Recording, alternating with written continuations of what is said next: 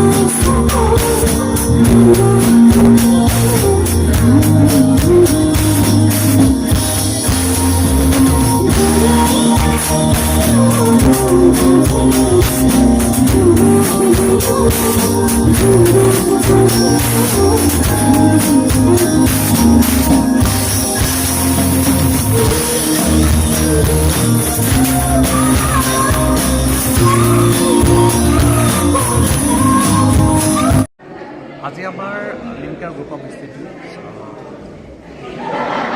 অষ্টম foundation day আজি observe কৰা হৈছিল আৰু ইয়াতে আজি বিশেষভাৱে মুখ্য অতিথি হিচাপে নিমন্ত্ৰণ কৰা হৈছে আমাৰ সকলোৰে মৰমৰ অসমৰ জনপ্ৰিয় কেবিনেট মন্ত্ৰী অশোক সিংহাল ডাঙৰীয়া।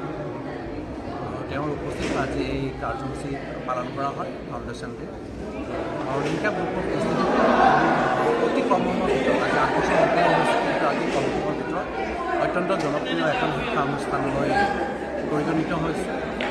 মই এজন স্থানীয় বিধায়ক হিচাপে যথেষ্ট আনন্দিত যে নেমকেয়াৰ গ্ৰুপ অফ ইনষ্টিটিউট আমাৰ পলাশবাৰী সমষ্টিত আছে আৰু ইয়াতে যিবিলাক কৰ্চেছ ইয়াতে দিয়া হয়, এই কৰ্চে আগন্তুক দিনবিলাকত যুৱক যুৱতীসকলক নিজে নিজে স্বাৱলম্বী হোৱাৰ পথত যথেষ্ট সহায় কৰিব।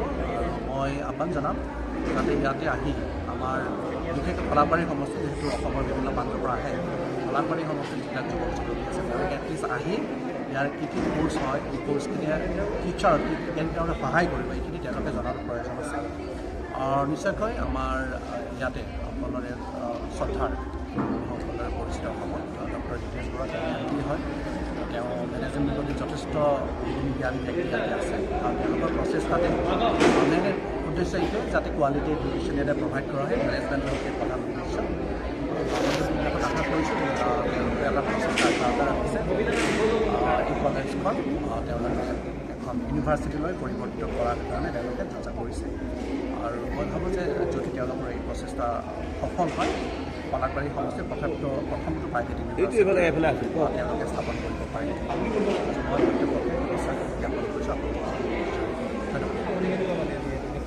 আজি নিশ্চয়কৈ মই আনন্দিত এজন স্থানীয় বিধায়ক হিচাপে আৰু দেখিছোঁ যে গ্ৰেজুৱেলি ইনষ্টিটিউটৰ যিখিনি ষ্টুডেণ্ট আছে সেই ষ্টুডেণ্টসকলে তেওঁলোকে ডেভেলপ কৰিছে আৰু তেওঁলোকৰ ৰিজাল্টবিলাক যথেষ্ট ভাল হৈছে।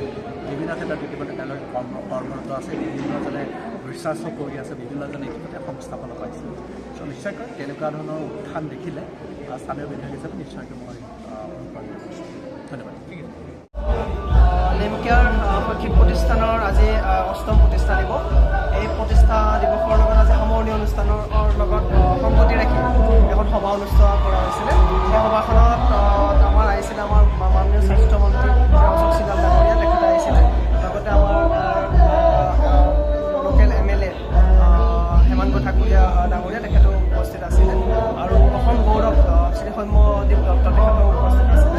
আজি তেওঁলোকে বিশেষকৈ স্বাস্থ্যমন্ত্ৰী ডাঙৰীয়াই আমাৰ ছাত্ৰ ছাত্ৰীসকলক যথেষ্ট উজ্জীৱিত কৰে।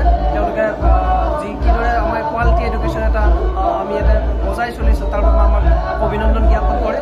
তদুপৰি হেমাংগ ঠাকুৰীয়া ডাঙৰীয়া তেখেতে কয় যে পলাশবাৰী সমষ্টিৰ হোৱা বাবে তেওঁলোকে এই অনুষ্ঠানে এটা আগশাৰীৰ ভূমিকা পালন কৰিছে আৰু ইয়াৰ বিভিন্ন ছাত্ৰ শিক্ষাৰ লগতে সংস্থাপনৰ ক্ষেত্ৰতো উপযুক্ত মাত্ৰা প্ৰদান কৰা বুলি তেওঁলোকে আমাক জানিব দিয়ে আৰু তেওঁলোকে ভাষণ প্ৰদান কৰে। আমি অত্যন্ত সুখীত হৈছোঁ। আজি অনুষ্ঠানৰ শেষতে আমাৰ সংগীত অনুষ্ঠানো সামৰণি অনুষ্ঠান হিচাপে হ'ব। সংগীত আছে দীপলিনা ডেকা গীত পৰিৱেশন কৰিব। গতিকে গোটেই অনুষ্ঠানত ভালে ভালে হ'ব, সকলোৱে সহযোগ কৰিলে আমি আটাইকে ধন্যবাদ জনাইছোঁ। আৰু পলাশবাৰী আৰু মিৰ্জা নেমকেয়াৰ শৈক্ষিক প্ৰতিষ্ঠানৰ আগলৈ ভালকৈ উজ্জ্বলি উঠক তাৰে আশা কৰিছোঁ। আৰু আপোনালোকৰ মৰম চেনেহ সদায় পাঠেৰে হৈ ৰ'ব বুলি মই বিশ্বাস ৰাখিছোঁ। ডক্টৰ হিতেশ বৰুৱাই নেমকেয়াৰ ইনষ্টিটিউশ্যনটো ভালদৰে চলাই আছে আৰু মই দেখিছোঁ যে অসমত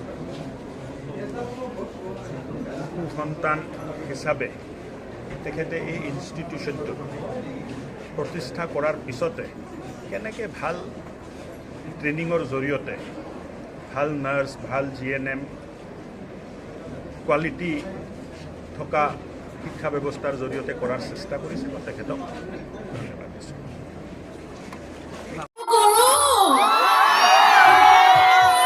প্ৰথমতে মই দুটা কথা কৈ ল'ম, তাৰপিছত তোমালোকৰ কামটো কৰিবা। পোনপ্ৰথমতে মই ইয়াত উপস্থিত থকা সকলোলৈ বহুত বহুত মৰম যাচিছোঁ। ৰেচপেক্টেড প্ৰিন্সিপালছৰ ডিনছৰ লগতে মোৰ মৰমৰ শ্ৰদ্ধাৰ মোৰ একেবাৰে ঘৰুৱা আচলতে মই আজি একো বেলেগ অনুষ্ঠানত অহা যেন লগা নাই, কাৰণ নেমকেয়াৰখন মোৰ তেনেই আপোন।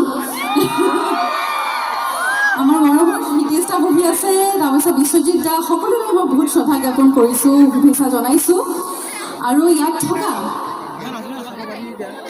Star of tonight is all students. গতিকে সকলোকে মোৰ ফালৰ পৰা বহুত বহুত মৰম আৰু ভাল পোৱা। নেমফেষ্ট 2025 মই যেতিয়া অনুষ্ঠানটোত মোক ইনভাইট কৰিছে তেতিয়া আচলতে মই ভবা নাছিলোঁ যে ইমান ধুনীয়াকৈ আয়োজন কৰিব। ভাবিছিলোঁ কিবা এটা চাগে ফাউণ্ডেশ্যন ডে ধৰণৰ আছে আৰু, কিন্তু সোমাই পেলাই অনুভৱ কৰিলোঁ যে ইটছ মাছিভ, ইমান ডাঙৰ। সেইবাবে খুব ভাল লাগিছে। আজি আপোনালোকক নচুৱাবৰ কাৰণে, আমোদ দিবৰ কাৰণে আমি একেবাৰে সাজু হৈ আছোঁ। আপোনালোক নাচিবলৈ সাজু আছে নাই বাৰু? অ'কে, চল্ভ হৈছে নে নাই বাৰু? গিটাৰ